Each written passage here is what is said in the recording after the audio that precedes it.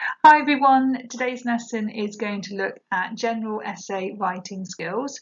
Attached to our Google Classroom, you'll find a PowerPoint version of this lesson, if you want to edit that and add any additional notes, but I just thought it would save you having to write out lots and lots. And there's also a copy of the extract that we're going to be using for our demonstration this morning. So if you wanted to have that open as well, make any additional notes and annotations there, please get those both ready before you proceed any further. So step one, of course, is to highlight and annotate. So grab your highlighter, grab a pen and highlight or underline the important keywords in the question, and then explore the extract. And remember, we're given this to help us focus on the particular theme or character. So in the extract, we're going to want to highlight any important quotes that relate to the question at hand. And we're going to be using an extract from the 2017 AQA paper. And the lesson should provide you with an approach to highlighting the keywords in the question, the key important quotes in the extract, which will help us construct our plan for our successful essay writing. And we're also going to take a look later in the lesson about how we make our work shine, how we can enhance the sophistication of our response. So with your trusty highlighter or pen, let's start underlining or highlighting. So this extract is from Act 1, Scene 1. So start thinking as you highlight that, what is the significance of where the extract is found in the play? What comes before this moment? What comes after this moment? And we're told at this point in the play, the male servants of the house of Capulet have seen male servants from the house of Montague, and a fight is about to start. And then I'm going to skip right down to the question at the bottom, and starting with this conversation, explore how Shakespeare presents aggressive male behaviour in Romeo and Juliet. And we're asked to write about how it's presented in this conversation and also in the play as a whole. So if you could please highlight Capulet male servants Montague and aggressive male behaviour in this conversation in the play as a whole. And then, of course, my next step is to explore my extract and look for those obvious quotes that I can use to link to the aggressive male behaviour. So I've started at the very beginning with highlighting naked weapon is out, and I've annotated that phallic symbol, sparking those images of male sexual violence, which creates an aggressive tone at the very beginning of the extract. And that aggressive tone continues with the insult, I will bite my thumb at them. And then we have the confrontation between the two servants from the different households. So we have that repetition of the insult flying back and forth between them to reinforce the impression of male aggression and confrontation between the two households.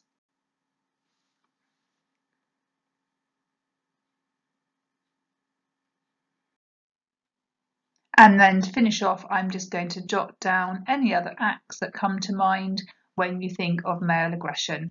And let's face it, with Romeo and Juliet, there's plenty to choose from. Okay, so now we have underlined the important keywords. We've also highlighted the important parts of the extract, exactly as you would do in an exam situation. We've seen how we can use that extract for our annotations, and that would also help us with our construction of our plan and stimulation of our ideas. And as you saw demonstrated, it is a good idea, I feel, to read the question first, so that when you read through the extract, you're already sort of switched on to what you're looking for, and it will enable you to quickly highlight the quotes that are most relevant, so it avoids any time being wasted. So just a quick reminder of the assessment objectives. The AQA exam board says that students must read, understand and respond to text, analyse the language form and structure used by a writer to create meaning and effect using relevant subject terminology where appropriate, show understanding of the relationships between text and context in which they were written, and use a range of vocabulary and sentence structures for clarity, purpose and effect, with accurate spelling and punctuation. Okay, so those are the assessment objectives, and they're just as a quick reminder of what we are aiming to demonstrate, and also a breakdown of their weightings with regard to percentages for your exams. So we're now at the stage where we're ready to start writing our plan. So let's have a reminder about what we should include. So remember, this is a 34-mark question. We're aiming to spend 45-50 minutes writing our response. So we don't have a lot of time for annotating and planning. We're really aiming to get that done within about 5 minutes. However, the feedback from the examiners does stress the importance of planning our answers. They've identified that a lack of planning proved to be an issue when students wrote their essays, and this is because without a plan, many students tend to repeat their points and not show a clear link between each paragraph, which is what we want to avoid if we're aiming for those top grades. So from those annotations that we've done, we can now begin to construct a plan. So what do we need to include in our plan? First thing, of course, is to jot down your main argument that you're going to use in your introduction and throughout your whole essay. That will help us to maintain our focus, avoid us going off track, and avoid us tying ourselves up in knots. If you can't think of a specific argument, just jot down some main ideas to get you thinking. Also try and jot down at least 3 topic sentences. So those topic sentences that you can start off your paragraphs with, that will include your argument, and it will signpost to your examiner what you're going to be speaking about within that paragraph and where in the text that you're referring to. Under each of your topic sentences, then roughly jot down any relevant contextual factors that you could include in each of your paragraphs. And as well as this, of course, we should include relevant quotes and scenes that we're going to be talking about. You should also start thinking about key analysis and relevant subject terminology that you can write about in your essay in regards to the quotations that you're going to use. After you've roughly outlined how you'll be able to touch on each of the assessment objectives in your essay, you should begin writing your introduction. And remember, your plan isn't marked, okay? So don't worry if it's not legible. Don't worry if you've not written in full sentences. You're not going to be marked on it. It's only for you. So let's take a closer look at topic sentences. So when you're planning your topic sentences, you should be making sure that they link so that your essay comes across as fluent and well structured. So let's take a look at an example. If your first topic sentence for your first paragraph is something like this: in the extract, Shakespeare highlights the violence between the males of the Capulet family and the males of the Montague family to enforce the impression of male aggressive behaviour from the outset. Your next topic sentence should smoothly follow on from the first one. So, for example, as well as highlighting aggressive behaviour at the beginning of the play, Shakespeare highlights how aggressive male behaviour becomes increasingly potent in Act 3, Scene 1, when Tybalt kills Mercutio. Okay, let's write our introduction. So our introduction, remember, should briefly outline what we're going to be writing about in our main body paragraphs. For those top grades, examiners are looking for your introduction to be coherent as a whole, which means that your main argument must be strong and not too complex. So what should you include in your introduction? So your main argument, that will be proved throughout the rest of your essay. You could write about the writer's purpose if you can think of any. If it makes sense to you, you could include a quote from the text that perfectly expresses the essential features of something clearly. So if it encapsulates the theme of the question or character. However, you should only do this if you feel as if this is a relevant quote that would strengthen or back up your argument, not just because you know the quote. If there's an opportunity to do so, you could include an alternative argument, and you could use the wording of the question to make it clear that you're addressing the question and not talking about a random theme or character. So let's take a look at an example introduction, which was graded at an 8+. So in the extract and also within the text as a whole, Shakespeare allows aggressive male behaviour to heavily contrast with his main theme of love from the very outset. So you can see within the opening, I've signposted to the examiner that I'm going to be writing about both the extract and the whole text in my essay. And I'm clearly using the phrase that's in the question, aggressive male behaviour, to show the examiner that I'm writing about the question and I'm not losing focus. And it continues, it is clear that as male aggressive behaviour increases, so does Romeo and Juliet's love, and thus Shakespeare could be using his male character's aggressive behaviour to highlight the potency of true love within the play, as it is not destroyed by the male aggression and violence that surrounds them. So there we have my main argument. And I continue on. On another level, throughout his play, Shakespeare could have implemented aggressive male behaviour with its tragic consequences to perhaps challenge the institution of absolute male authority within Elizabethan society. So there I've added an alternative interpretation to explain what Shakespeare's purpose could be, and I've also included a piece of relevant contextual information. And the next step, writing our main body paragraphs.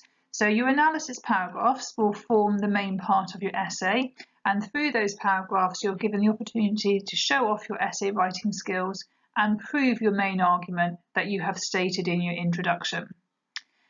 Make sure you avoid implementing contextual factors that are clearly not relevant or just bolted on at the end of your paragraph.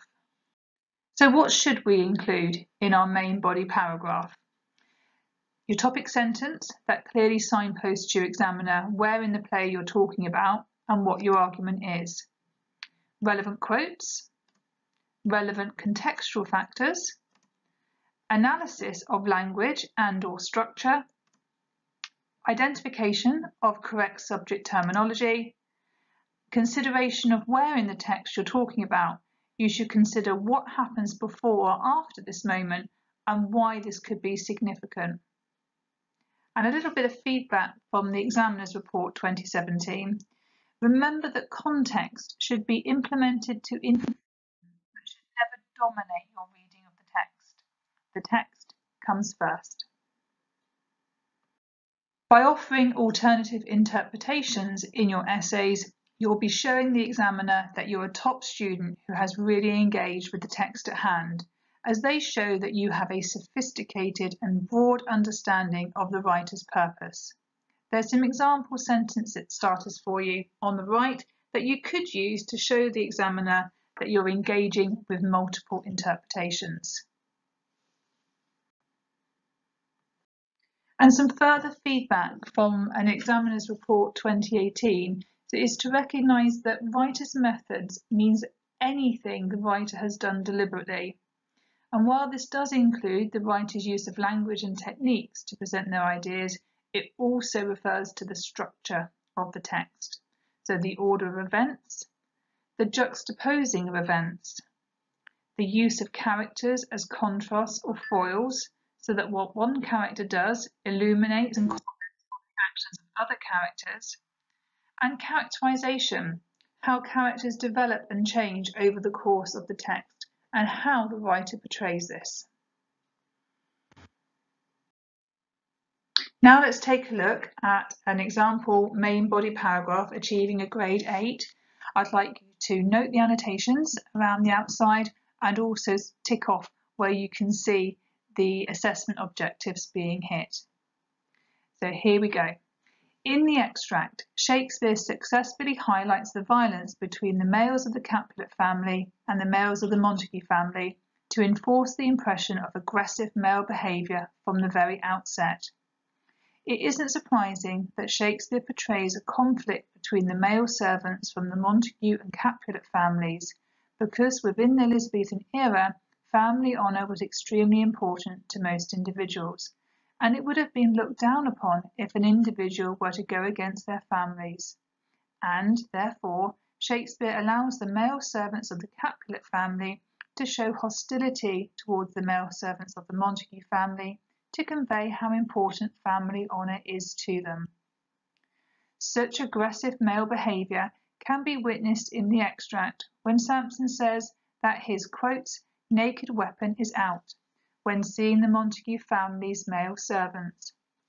Shakespeare cleverly employs the phrase, quotes, naked weapon, as this serves as a phallic symbol which sparks images of male sexual violence, creating an aggressive tone from the very outset of the play, and thus this illuminates aggressive male behaviour. Additionally, this aggressive tone develops within the extract as Samson says, quotes, I will bite my thumb at them.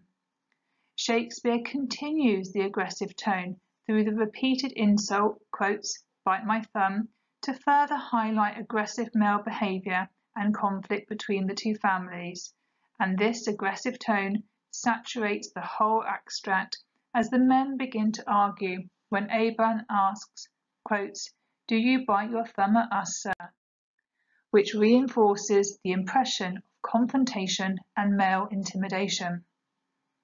Perhaps Shakespeare employs this scene at the very beginning to reveal the importance of aggressive male behaviour within his whole play.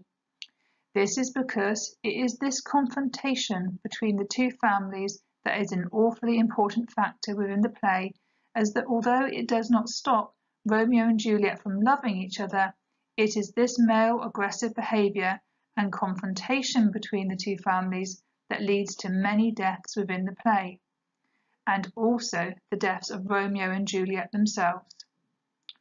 Interestingly, this scene where male aggressive behaviour is powerful juxtaposes with the next scene where Paris confesses adoration for Juliet and Romeo ponders on his forsaken romance with Rosaline. Perhaps Shakespeare has done this to effectively highlight the potency of his main theme, love, as it is not destroyed by the male aggression and violence that surrounds the main characters. So, writing your conclusion.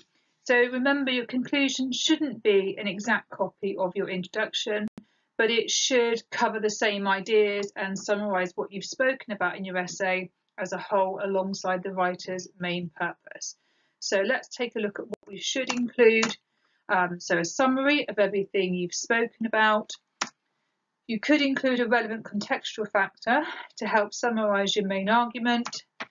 You could include the writer's overall purpose, and you could consider using paragraph starters such as to conclude, overall, as a whole. So try to avoid adding irrelevant context to your conclusion, best avoided unless it strengthens your argument. Let's take a look now at a couple of conclusions to give you an idea of what you should and should not write. So here's an example of a grade 8 plus conclusion. So we have overall, aggressive male behaviour is shown by Shakespeare to become increasingly potent as Romeo and Juliet progresses. It's clear that as male aggressive behaviour increases, so does Shakespeare's juxtaposing theme of love, as although male aggressive behaviour between the two rival families are prevalent, the love between Romeo and Juliet only gets stronger until they both die. Perhaps Shakespeare chooses to reveal the tragic consequences of aggressive male behaviour within his play to criticise the absolute institution of male authority within the Elizabethan period. Ultimately, Shakespeare shows how the aggressive male conflict between the two families leads to tension within Romeo and Juliet's relationship, and therefore this aggressive behaviour arguably leads to their deaths. Let's now compare that to a lower level example, and again please read the annotations around the outside as I read through. I show in my essay how aggressive male behaviour can be seen in Romeo and Juliet, which could be because all men in the Elizabethan era were stereotypically known to be angry due to their obsession with possessing their wives and also family honour. Ultimately, Shakespeare shows how the aggressive male conflict between the families leads to the destruction of Romeo and Juliet's love, leading to their deaths. Therefore, aggressive male behaviour within the play is shown to be dangerous. So to reach those top marks for the most important assessment objectives, here are some tips that will come in handy for when you're writing your essays. So let's take a look at assessment objective 1. So grade boosting, development of ideas. If you're looking to get a grade 7 or above, examiners are looking for you to show a development in your ideas as you write each paragraph. You can show this development through your argument. For example, if the question you are given is about the theme of love, you could state at the beginning of your second paragraph that the theme of love develops and becomes increasingly potent at a later stage in the text. And then, in your final paragraph, you could state that this particular section of the text is where love is arguably the most potent. This will clearly show that you are writing about how the particular character or theme develops within the play by simply changing a few words at the beginning of each of your paragraphs. Relevant quotes.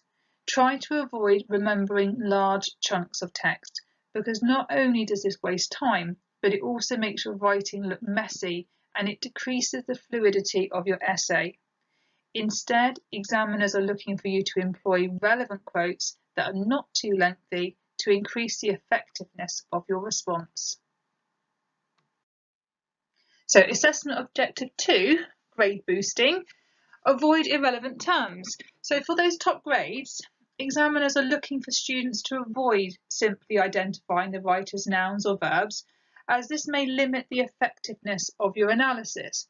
So for example, the 2017 examiner's report urges students to compare Shakespeare uses the verb bite in Bite My Thumb Too with Shakespeare creates an aggressive tone through the insult Bite My Thumb Too.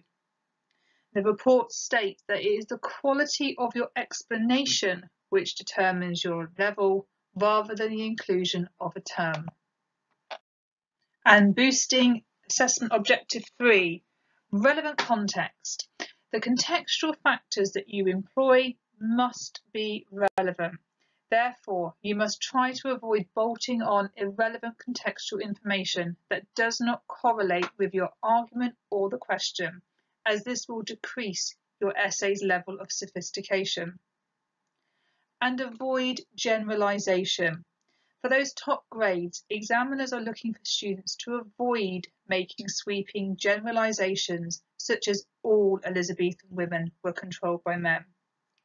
Instead, examiners are seeking for students to make sophisticated links between relevant contextual factors and the question.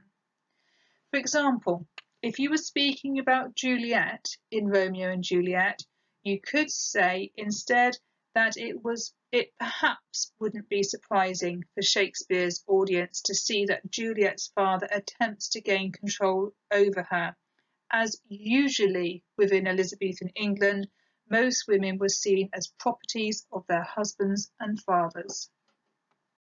Well, everyone, I hope you feel more confident now with planning, structuring and writing an essay.